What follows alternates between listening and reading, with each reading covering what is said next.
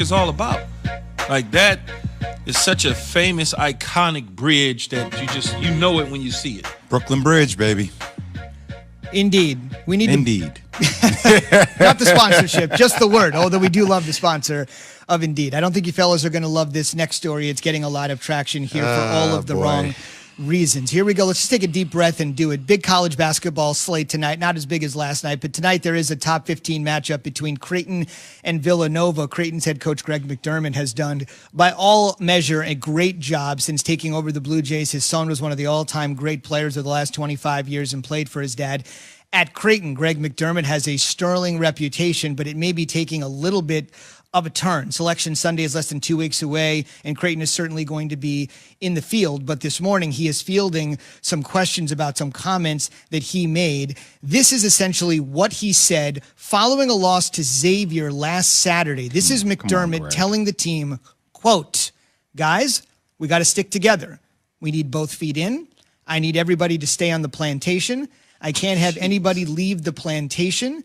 McDermott did say he, quote, "immediately," after saying those words, "immediately recognized my egregious mistake and quickly addressed my use of such insensitive words with my team." The university put out a statement saying that their basketball coach used a term that was, quote, "deplorable." And if you're wondering, for one member of the team, not a player, but one member of the team, Terrence Rencher, who was a black assistant coach, said he was, quote, "deeply hurt by McDermott's words." So that is the situation as they prepare for a huge game tonight. But I would imagine, Jay, not a lot of focus tonight on the game, but on these comments that prior to, in my opinion, yesterday, he had a great reputation. Great reputation. I've known Greg McDermott for a very long time. I've had nothing but respect for him. I reached out to him as soon as I saw the comments because I wanted to hear his side of the story. I thought our relationship deserved that.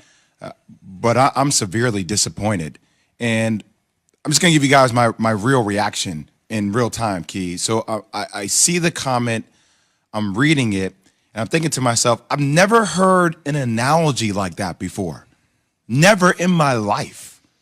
You know, keep both feet on the plantation. I've heard get off the reservation, even to that degree. That's troubling, right? In this climate that we live in.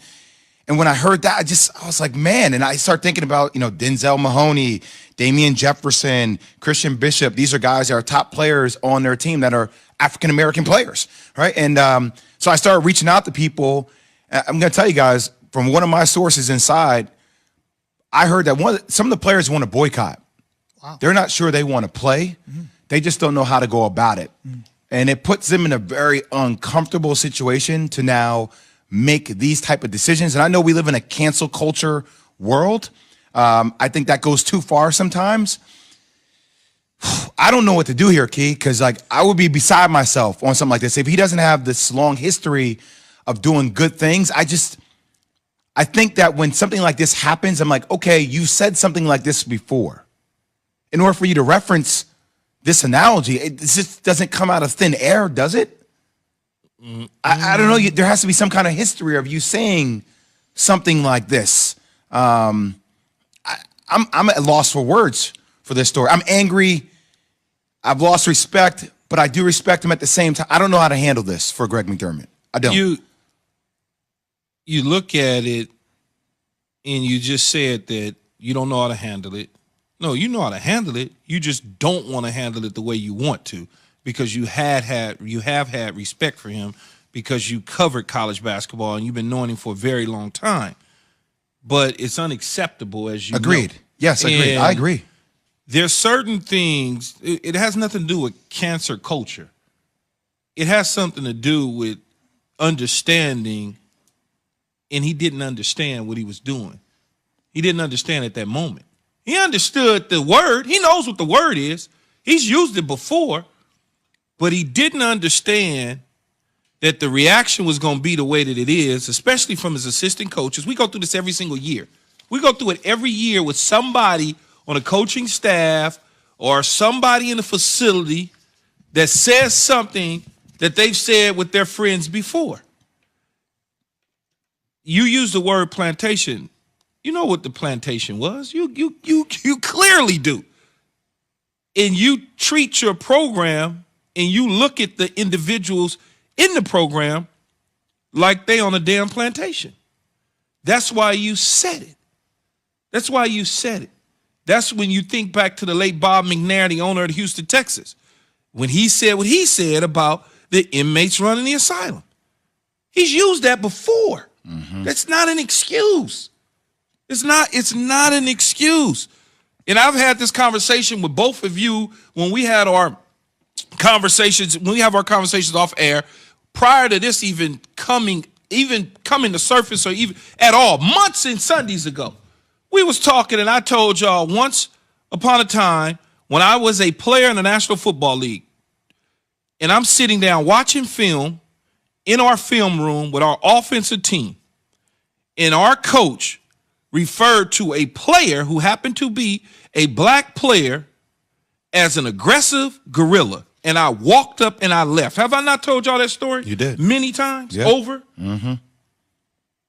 Because you've used that before. You used that before. And so it's like, if they get rid of him, get rid of him. If he resign. I really don't care. I can't respect him. And every time that I see him, if I ever see him, I'm going to look at him sideways and different. Greg McDermott is a great coach.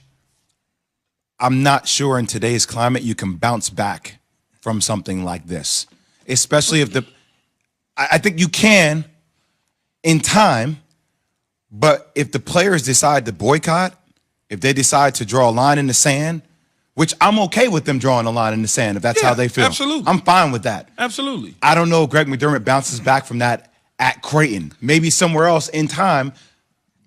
I'm not sure at Creighton if the players decide to do that. But I don't even want to play for people like that.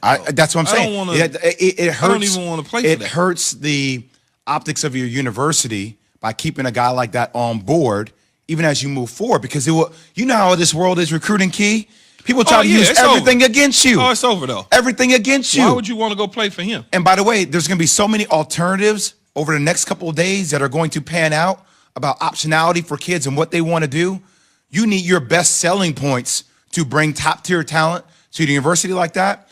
And it's not going to be good for them moving forward. It's not an easy cleanup. It's not. It's not a slip of the tongue. It's comfort.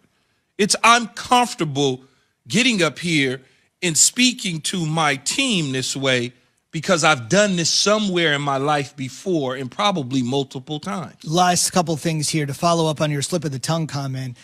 We mentioned this during the break. Man. When John Beilein had his 1.5 year disastrous run with the Cleveland Cavs, the whole situation came to a head when during a film session, he accidentally, in his words, called the fellas because of their lack of effort on the floor. He wanted to say, you guys are moving around like slugs. And he accidentally said, you're moving around like thugs. But to Key's point, I could see that being a slip of the tongue. This is not that. But he's called people thugs before. I understand, but I'm just saying if you give the benefit of the doubt and he literally just slipped one letter, there is something. Last couple things I would say, McDermott is now in his 20th year as a head coach. He spent more than half that time in Creighton. And one thing people don't understand, because there's not a lot of fans right now, Jay knows this as well as anybody, this is very underrated.